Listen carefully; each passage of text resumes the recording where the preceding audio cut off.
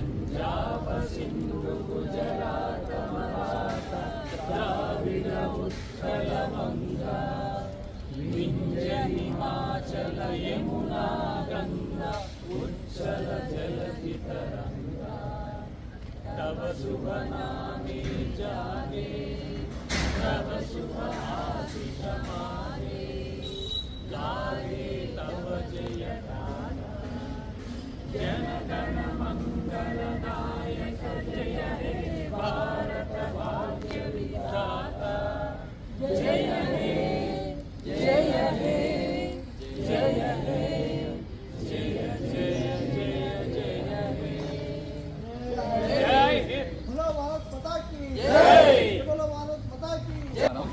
ఈరోజు రాజ్ న్యూస్ ఆధ్వర్యంలో జూబ్లీహిల్స్లో అంగరంగంగా ఈరోజు స్వాతంత్ర దినోత్సవ వేడుకలు జరగడం జరిగింది. ఈ కార్యక్రమానికి విచ్చేసిన రాజ్ న్యూస్ ఛానల్ వారిలో ఎంప్లాయీస్కి మరి ఇతరులందరికీ మరియు అంతేకాకుండా ఈరోజు దేశ ప్రజలందరికీ 79వ స్వాతంత్ర దినోత్సవ శుభాకాంక్షలు తెలియజేయడం జరుగుతూ ఉంది.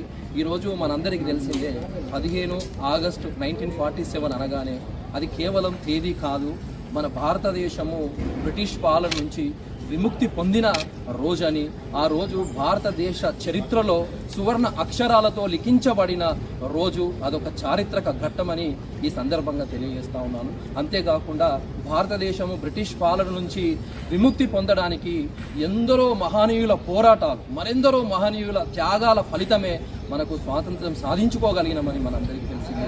ఉదాహరణ, ఆనాడు గాంధీజీ ఎన్నుకున్న శాంతి అహింస మార్గము కావచ్చు, మరియు అంతేకాకుండా సుభాష్ చంద్రబోస్ యొక్క ధైర్య సాహసాలతో కూడిన పోరాటాలు కావచ్చు, మరియు అంతేకాకుండా భగత్ సింగ్ లాంటి ఆత్మ బలిదానాలు, ప్రాణత్యాగాల ఫలితంగా మనము నేడు స్వాతంత్రం సాధించుకున్న విషయం అందరూ నెమరు వేసుకోవాల్సిన సందర్భం తెలియజేస్తా ఉన్నాను.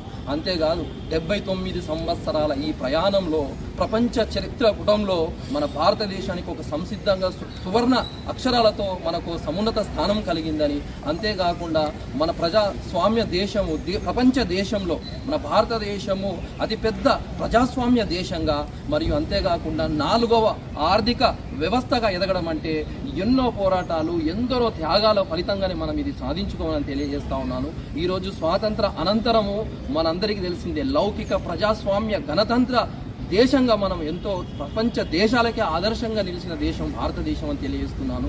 మన రాజ్యాంగం, అంబేద్కర్ రచించిన రాజ్యాంగంలో ప్రతి పౌరుడి హక్కులు కావచ్చు, మరియు సమానత్వం కావచ్చు, సామాజిక న్యాయం కావచ్చు, అన్ని కూడినదే మన భారతదేశ రాజ్యాంగం అని ప్రతి పౌరుడు కూడా ఈరోజు రాజ్యాంగం మనకు అంబేద్కర్ ఇచ్చిన రాజ్యాంగ అనుగుణంగా ప్రతి పౌరుడు దేశ అభివృద్ధికి కృషి చేసే విధంగా పోరాటం చేయాలని సందర్భం తెలియజేస్తాను. జై హింద్.